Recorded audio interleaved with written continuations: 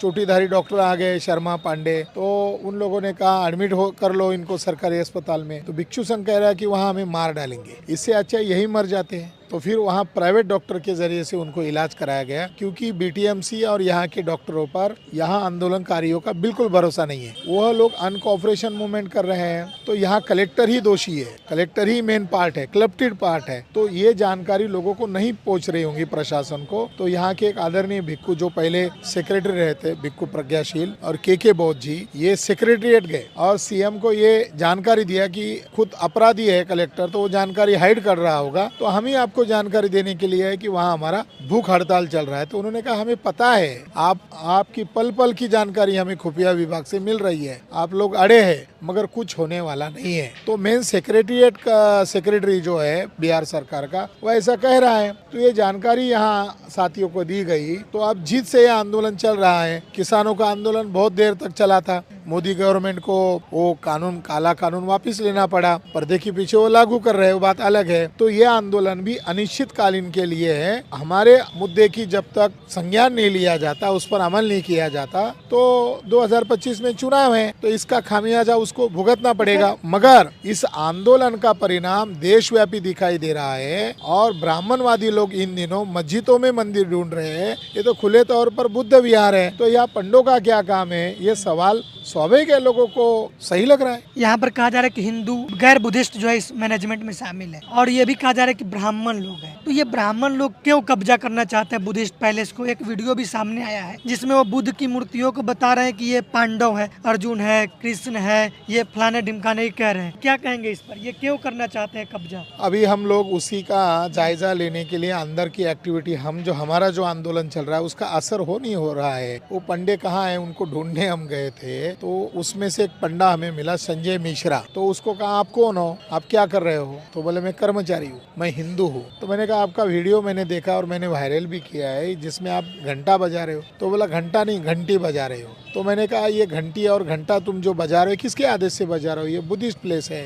तो उसने कहा आप कौन है? तो हमने कहा हम इसके मालिक है, हम बुद्धिस्ट है, हम आपको पूछ रहे हैं, यहाँ लोग ध्यान साधना कर रहे हैं, आप लोग धूप फैला रहे हो, यहाँ घंटी बजा रहे हो और ड्रामा कर रहे हो। तो उसने आखिर में कहा, जब उसको हमने धमकाया कि तुम्हारे ऊपर हम एफआईआर करने वाले हैं और तुम हिंदू कहकर यहाँ घूम रहे हो, तुम तो ब्राह्मण हो। तुम कहा कि हिंदू हो?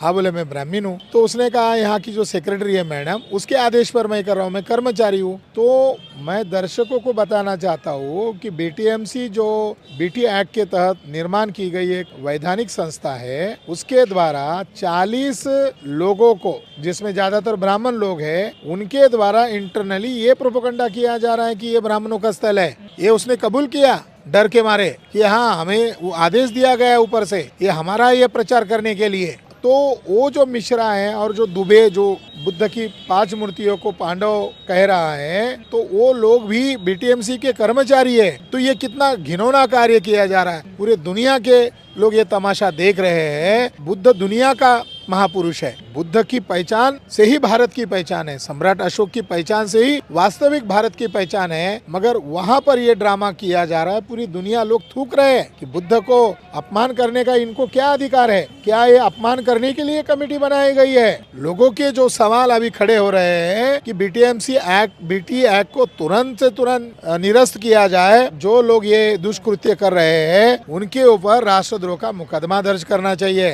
ये आप लोगों ने एक मेमोरेंडम तैयार किया है, यहाँ पर लिखा हुआ है कि जो ब्राह्मण लोग हैं वो अंदर के वातावरण को दूषित कर रहे हैं, पिंडदान करते हैं, कर्मकांड करते हैं, बौद्धों का जो अनुष्ठान है उसका उल्लंघन करते हैं। तो ये प्रदूषित कैसे हो रहा है? पिंडदान करने से प्रदूषित कैसे हो रहा है? ओरिजिनली भिक्खु लोगों को जो दान दिया जाता है उसको पिंडपात कहते हैं। पिंड यानी भोजन। पहले यहाँ भिक्षुओं को दान दिया जाता था, आज भी दिया जाता है, यानी यहाँ पर ही दिया जाता है, दूसरी जगह पर नहीं दिया जाता है। उसकी परंपरा, बुद्ध को जब यहाँ ध्यान करने के लिए बैठे थे तो थक गए थे 7 दिन लगातार बिना जल और बिना भोजन के। तो सुजाता ने उनको खीर दी थी। तो खीर का संबंध यहाँ की भोजन से जुड़ा हुआ है, तो ब्राह्मणों ने उन्हीं का पिंड चुरा लिया। ब्राह्मण मार्केटिंग बहुत ज्यादा करते हैं और फिर छुप जाता है। जैसे सनातन कुंभ मेला चल रहा है, सनातन धर्म का है, सनातन धर्म का है। अब धम्मपद में 5वां गाथा है, धम्मपद त्रिपिटक का पार्ट है और बुद्ध के ओरिजिनल वचन उसके अंदर है। उसमें कहा है एस धम्म सनातनो। तो आप कहोगे सनातन हमारा है तो ब्राह्मणों को 440 का करंट लगेगा। तो सनातन हमारा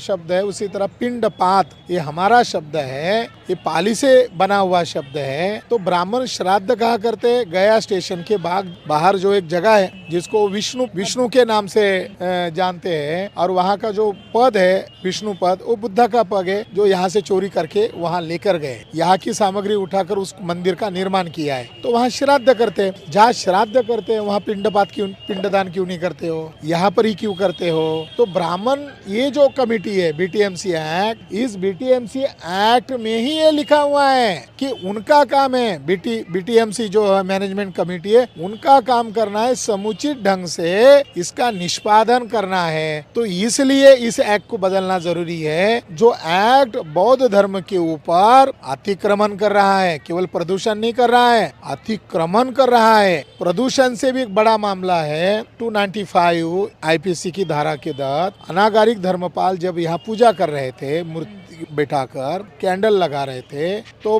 महंत गिरी, जयपाल गिर, देवल गिर, ये जो उस समय के ब्राह्मण लोग थे, उन्होंने भारी संख्या में आकर उन लोगों पर अटैक किया था। वो 40 लोग थे। वो 40 थे तो विरोध कर सकते थे, मुंह तोड़ जवाब दे सकते थे, मगर वो बुद्ध धर्मीय थे, वो चुपचाप बैठे रहे। अनागारिक धर्मपाल का सर फोड़ा गया। तो उसके तहत एफआईआर दर्ज हुआ 1895 को, और 1895 को जो फैसला हुआ इसी आधार पर हुआ कि ये जगह बुद्धिस्ट होली प्लेस है, यहाँ पर आप इनकी पूजा में, इनकी वंदना में हस्तक्षेप करना, उनके बुद्ध मूर्तियों को कालिक पोतना, उसके बुद्ध मूर्तियों को अलग अलग रंग से पोतना, कपड़े से ढकाना, घंटी बजाना, ये बौद्ध धर्म के खिलाफ है और ये उनकी पूजा पद्धति और उनके रिचुअल के खिलाफ है। इसलिए उसको 1 महीने की और 100 रुपए का शिक्षा सुनाई गई थी। और शिक्षा में ये भी कहा गया था इसको सूली पर चढ़ाया जाए तो भी कम है, मगर ये ब्राह्मण होने के नाते कम से कम इसको हम दंडित कर रहे हैं कि ये न करे। तो वो जो एक्ट बनने के पहले जो 1895 को जो केस हुआ, वो केस आज भी लागू होता है कि नहीं होता है? वो घंटा बजा रहे हैं, वो बुद्ध को पांडव कह रहे हैं, तो केस क्यों नहीं हो सकता? वहाँ पर बहुत सारे बौद्ध स्तूप हैं जिसका लगभग ये देखने से पता चलता है कि ये जो शिवलिंग है उसके आकार से मिलता जुलता है। और आप हमेशा वीडियो के माध्यम से क्लेम करते हैं कि जो बड़े बड़े मंदिर है वो बुद्धिस्ट मंदिर है और ये शिवलिंग है, बहुत सारी चीज मिला है आर्कियोलॉजिकल सर्वे के आधार पे। क्या कहेंगे, वो जो स्तूप है उसका रिलेशन है कुछ? 1891 को सर मेजर जनरल कनिंघम के द्वारा इस जगह का एक्सकवेशन किया था, वो रिपोर्ट एएसआई के द्वारा पब्लिश है। और राजेंद्र लाल मित्रा ये उस समय के बड़े प्रोमिनेंट हिस्टोरियन थे, बोध गया पर उनकी रिसर्च किताब प्रसिद्ध है। बेगलर ने यहाँ रिस्टोर किया था, उनका भी रिपोर्ट उपलब्ध है। तो आर्कियोलॉजिकल आधार पर ये प्रूव हो गया है कि वहाँ मुख्य टेम्पल के अंदर एक ओटी स्तूपा था बड़ा, बुद्ध के नीचे जहाँ बुद्ध पद्मासन अवस्था में बैठे उसके जमीन पर बिल्कुल लगा हुआ एक ओटी स्तूपा था। उस ओटी स्तूपा को इन पंडों ने घिस कर उसको शिवलिंग बनाया। यानी रिपोर्ट में दर्ज है कि ओटी स्तूपा को ही घिसा कर उन्होंने शिवलिंग बनाया और क्लेम किया कि ये हमारा शिव मंदिर है। तब ये जो इसके पहले जिन लोगों ने आंदोलन चलाया था, महाराष्ट्र से सुरेश से और बाकी भिक्खु लोग आए थे, बहुत उग्र आंदोलन हुआ लालू प्रसाद यादव के समय में, सारी जमाव अंदर घुस गया था और उस शिवलिंग को उन्होंने उखाड़ फेंक दिया था। अभी वो खाली जगह है, वहाँ वो पुष्प का ढका देते हैं ताकि लोगों को न पता चले। मगर बाहरी एरिया में उन्होंने कुछ वर्ष पहले वहाँ शिवलिंग और उस तांबे का पत्रे का वहाँ पर नाग बिठा दिया, जहाँ 5 बुद्ध की प्रतिमा है। महाबोधि के मंदिर बगल में एक मंदिर है। तो आपको एविडेंस के तौर पर मैं दिखाना चाहता हूँ, ये महाबोधि महाविहार का केस जो चली 1895, इसकी ये बुकलेट है जो हमने इसको पब्लिश की है। और इसके अंदर राजेंद्र लाल मित्रा ने खुले तौर पर उनके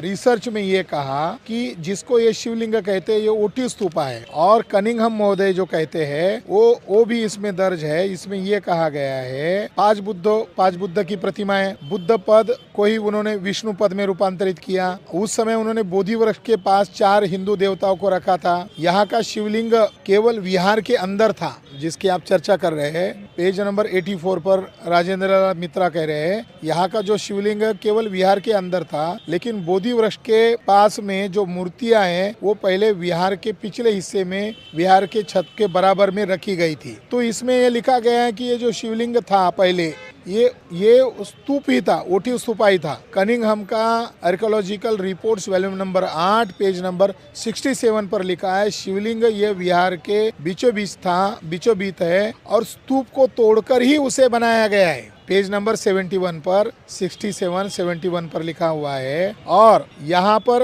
राजेंद्र मित्रा ने 84 पेज पर यह लिखा, भले ही महंत ने ओटी स्तूपा को शिवलिंग में रूपांतरित किया हो, मगर महंत कभी भी उसकी पूजा नहीं करता था। जो आज ड्रामा चल रहा है उसको मालूम था ये ओरिजिनल बुद्धा का स्तूप है, इसलिए वो पूजा नहीं करता था। ये जो जितने हिंदूवादी लोग हैं, आरएसएस माइंडेड लोग हैं, वे कहते हैं कि आप लोग जो आंदोलन कर रहे हैं व्यर्थ में कर रहे हैं। हिंदू और बौद्ध तो एक ही हैं, तो क्या समस्या है? अगर बुद्धिस्टों के टेम्पल में ब्राह्मण है तो अच्छी बात है, दोनों एक साथ भाईचारा निभा रहे हैं। तो उन ब्राह्मणों को आपके चैनल के द्वारा सलाह है, कल ही शायद स्वामी दयानंद सरस्वती की जयंती थी और आरएसएस वाले लोग उनके पेज पर डालते उनको महापुरुष के तौर पर। तो स्वामी दयानंद सरस्वती ने सत्यार्थ प्रकाश नामक किताब लिखा। संगठन हिंदू समाज नहीं बनाया, संगठन आर्य समाज बनाया। और सत्यार्थ प्रकाश के पेज नंबर 81 पर लिखा, हे आर्य ब्राह्मणों, तुम अपने आप को हिंदू मत कहो, हिंदू मुगल मुसलमानों के द्वारा दी हुई गाली है और ये पर्शियन भाषा की गाली है, जिसका अर्थ होता है काला, चोर, डाकू, नीच, छली, कपटी। तो अब हिंदू और बौद्ध एक कैसे हुए? अगर बैकवर्ड कास्ट के लोगों में जागरण हो रहा है तो कह रहे गाली है, तब ना जाकर ब्राह्मण लोग इस शब्द को छुपाकर हिंदू की बजाय अब सनातन कर रहे हैं। अगर ब्राह्मण लोग हमारे लोगों को हिंदू कहेंगे तो कल ब्राह्मणों की पिटाई भी हो सकती है, क्योंकि स्वामी दयानंद सरस्वती कह रहे हैं गाली है। अगर आपको मूर्ख कहा जाए, आपको काला कहा जाए, आपको चोर कहा जाए, आपको डाकू कहा जाए, आपको छली कहा जाए, तो ब्राह्मण अपने आप को कहे, हमें क्या आपत्ति है? ब्राह्मण बड़े छाती पर लिखे कि मैं हिंदू का मतलब स्वामी दयानंद सरस्वती का वो कोटेशन डाले। तो हिंदू ये भ्रम है। बैकवर्ड कास्ट के लोग हिंदू नहीं है। बैकवर्ड कास्ट के लोग, SC ST OBC के लोग, ये मूलतः बौद्ध धर्म के मानने वाले थे। अब उनके हिंदू धर्म के नाम पर या हिंदू पहचान के नाम पर उनको हिंदू नाम से इसीलिए प्रचार में लाया जा रहा है ताकि उनको बुद्ध न दिखाई दे, उन्हें अंबेडकर की थॉट्स को न पता चले। हमारे पुरखों का मूल धर्म बौद्ध धर्म है। अगर मान लो यहाँ का दुसाद भी हिंदू है, यहाँ का चमार भी हिंदू है, तो रेप क्यों किया जा रहा है? हत्याकांड क्यों किया जा रहा है? उत्तर प्रदेश में रामायण सुनने पर पिटाई क्यों की जा रही है? घोड़े पर चढ़ने के लिए पाबंदी लगा रहे हो, मूछ रखने पर पाबंदी लगा रहे हो। हाँ, अच्छे मकान में रहने से उनको तकलीफ हो रही है। तो ये जंगलीपन है। ब्राह्मण लोग सुधरने वाले नहीं है, इसीलिए दुनिया वालों ने उसको एक्सेप्ट नहीं किया। दुनिया वालों ने बुद्धिज्म को एक्सेप्ट किया। 800 करोड़ से ज्यादा संख्या में बौद्ध धर्म है। अनागारिक धर्मपाल के समय में 550 करोड़ में था। 1895 में 500 करोड़ लोगों का मामला है। वो कोर्ट में लिखा गया है कि ये मामला केवल बिहार का मामला नहीं है, ये 500 करोड़ बौद्धों का मामला है। अब इसमें हमारे 100-125 करोड़ तो SC ST OBC है। चाइना के लोग कन्फ्यूशियस कहते हैं, वो भी तो बुद्धिस्ट है। तो लगभग 800 करोड़ लोगों का मामला है। इंटरनेशनल मुद्दा है ये टोटली इंटरनेशनल मुद्दा है। और बुद्धिज्म की मदरलैंड इंडिया है और वो यहाँ पैदा हुआ। यहाँ बुद्ध ने नाग लोगों को प्रथम बुद्ध धर्म दिया। बाबा साहब अम्बेडकर ने क्या कहा नागपुर में कि मैं बौद्ध धर्म नाग लोगों का धर्म के तौर पर आपको दे रहा हूँ, क्योंकि बुद्ध के जो प्रथम अनुयायी बने वो नाग लोग ही थे। SC ST OBC by default Buddhist है, वो पैदाइश बुद्धिस्ट है। बाबा साहब अम्बेडकर ने उसको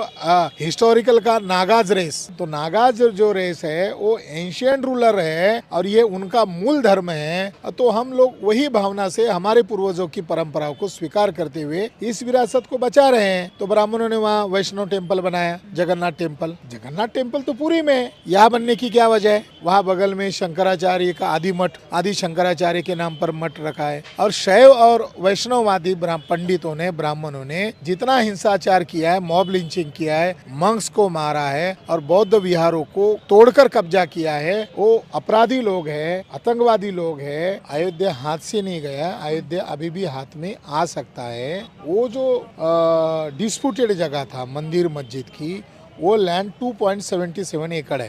फैसला 2.77 एकड़ पर आया। दूर वाली जगह मुस्लिमों को 5 एकड़ दिया गया। तो मंदिर अगर बनाना है, ब्लैकमेल करके ही तो जजेस को ब्लैकमेल करके ही मंदिर बना रहे, तो मंदिर का एरिया कितना होना चाहिए? 2.77। मगर फैसला देने के बाद मोदी और योगी ने राम मंदिर ट्रस्ट बनाया और उसको कितनी जगह दी? 71 एकड़। अब 2024 में खबर आई वो 109 एकड़ जगह राम मंदिर ट्रस्ट को दी गई है और उस 109 एकड़ प्रीमाइसेस में 109 एकड़ प्रीमाइसेस में बुद्धिस्ट अवशेष है, मौर्य राजा के अवशेष है, उन्होंने बनाए हुए 4 स्तूपास है। उसको लेकर हम लड़ाई लड़ेंगे। अयोध्या हाथ से नहीं गई है, हम रीट पिटीशन दायर करने वाले हैं।